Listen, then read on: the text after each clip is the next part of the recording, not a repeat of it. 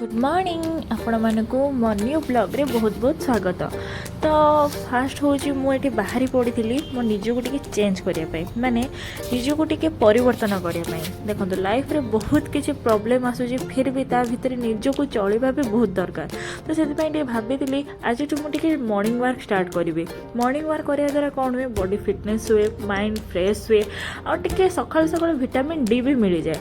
तो मुझे मोर ये बांधवी बाहरी पड़ू मॉर्निंग वॉक मॉर्निंग वॉक सरला मुझे एतिकी स्टेप चली आसिक मोटे एनर्जी ड्रिंक प्रॉपर्ली नहीं फ्रेश मुझे फ्रेश होगी पलि आसती आम ठाकुर घर को।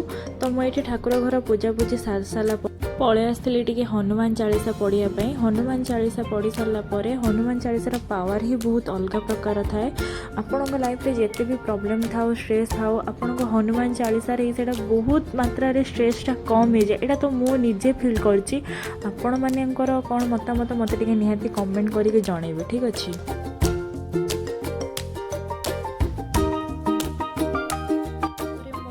ब्रेकफास्ट कंप्लीट कर तो ब्रेकफास्ट आज थी सादा सीधा उपमा और चना तरकारी।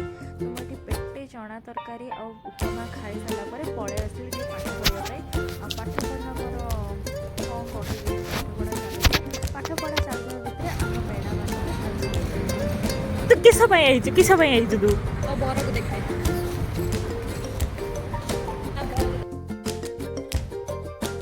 फाइनाली आम बाहर आज कौन थी 24 पाखु स्टार्ट हो मार्च 5 जाए मार्च 3 जाए जे दशाटा आज पड़ी पेट्रोल ना अधा बाटर छिड़ा होमें मैंने पेट्रोल ना 12टा ताने भाव आज केयर को स्टार्ट है फास्ट मत लगे तोर कौन कौन कहलु तू जो प्रॉब्लम आपे पलि आसे मैंने तो कहना चाहूँ माने मु जोटी तू से प्रॉब्लम तो सही सी आम पीछा छाड़ोनी